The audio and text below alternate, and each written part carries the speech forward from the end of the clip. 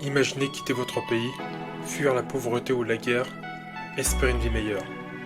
Et une fois arrivé, être privé de votre droit le plus fondamental, donner la vie. C'est ce qui est arrivé à des milliers de femmes éthiopiennes immigrées en Israël. Une affaire peu connue, mais qui mérite toute notre attention. Dans cette vidéo, on va revenir sur ce scandale d'État. Quelles étaient les motivations derrière cette stérilisation forcée?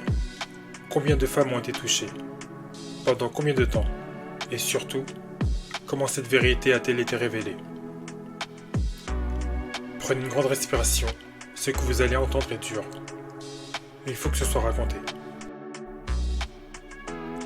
Bonjour et bienvenue sur cette nouvelle vidéo du Profil Noir.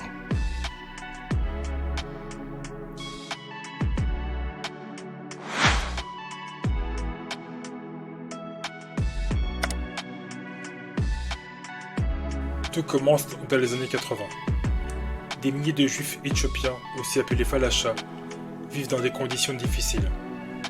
Persécutés, pauvres, souvent isolés, ils rêvent d'Israël, la terre promise. En 1984, une opération secrète appelée Opération Moïse est lancée. Elle est suivie en 1991 par l'opération Salomon. Des avions israéliens rapatrient des milliers de juifs éthiopiens vers Israël. Un sauvetage spectaculaire et qui cache une réalité plus sombre. Une fois sur place, les familles sont installées dans des centres d'accueil. L'intégration est difficile, le racisme est présent, les préjugés aussi. Les femmes éthiopiennes, souvent jeunes, se rendent dans des hôpitaux et des cliniques.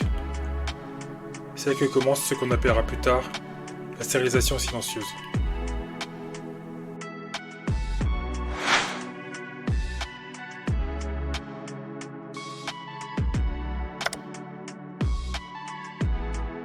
Les autorités israéliennes proposent à ces femmes des injections contraceptives. Le nom du produit, Depo-Provera. C'est un contraceptif puissant, injecté tous les 3 mois. Sa particularité, il est de longue durée et réversible, en théorie. Mais beaucoup de femmes ne savaient pas ce qu'on leur injectait. Certaines pensaient qu'il s'agissait de vaccins. D'autres ont été forcées ou manipulées. Plusieurs ont témoigné qu'on leur avait dit que, sans cette injection, elles ne pourraient pas immigrer. Pas de piqûre, pas d'Israël. La plupart ne parlaient pas hébreu. Elles signaient des papiers sans comprendre. Il n'y avait ni consentement éclairé, ni traducteur.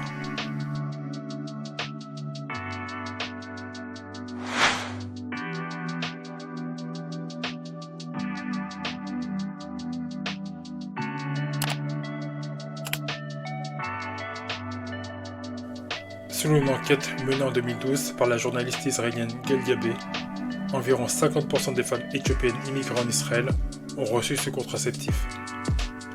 Ce chiffre est basé sur les données de la caisse d'assurance santé Clalit, la plus grande du pays. Certaines ont reçu l'injection pendant des années sans explication. Résultat, une chute brutale du taux de natalité dans la communauté. Entre 2003 et 2010, la natalité des femmes éthiopiennes a baissé de 50%. Un chiffre sidérant. Ce n'est pas une coïncidence. C'est le résultat direct de cette politique de stérilisation non consentie.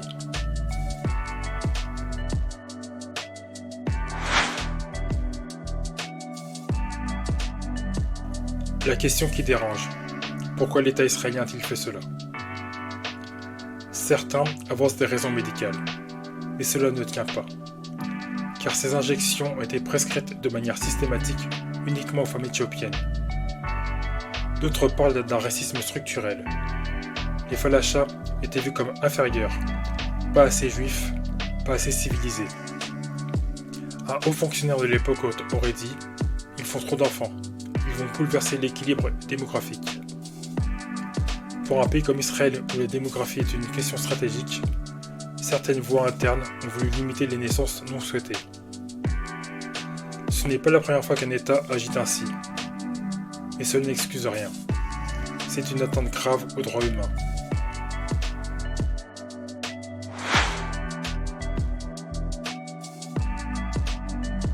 Pendant des années, cette affaire est restée dans l'ombre.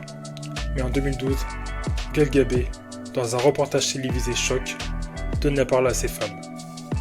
Elle témoigne, à visage découvert, des pressions et des mensonges subis. La diffusion provoque un tollé médiatique. Des ONG s'emparent du sujet.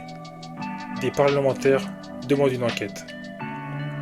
Sous pression, le ministère de la Santé israélien reconnaît les faits. Il ordonne officiellement en 2013 l'arrêt de l'usage du dépôt Provera sans consentement éclairé.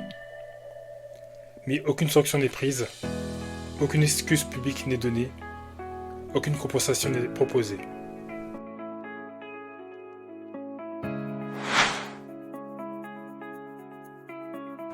Cette affaire a laissé des traces profondes. D'abord, sur les femmes elles-mêmes. Beaucoup ont été infertiles pendant des années. Certaines ne pourront plus jamais avoir d'enfants. D'autres ont souffert de dépression, d'anxiété et de honte. Ensuite, la confiance dans les institutions a été brisée. Cette communauté, déjà marginalisée, s'est sentie trahie. Comment faire confiance à un État qui vous empêche d'avoir des enfants?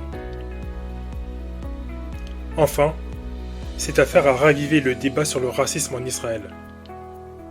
Et plus largement, sur la manière dont les sociétés accueillent ou rejettent l'autre.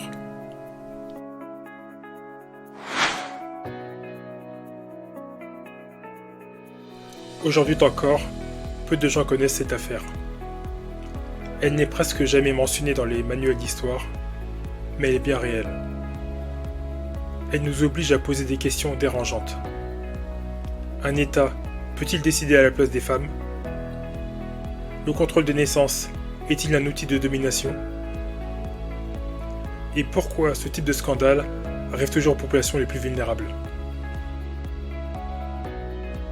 Ce que les femmes éthiopiennes ont vécu est une injustice profonde. Une atteinte à leur dignité, à leur corps, à leur futur. Rappeler cette histoire, ce n'est pas accuser, c'est prévenir. C'est rappeler que même dans les démocraties modernes, les droits des plus faibles peuvent être piétinés. À nous, au sein de la communauté, de rester vigilants. À nous, citoyens, de donner la parole à ceux qu'on a fait taire. Et à vous, spectateurs, de ne jamais détourner le regard.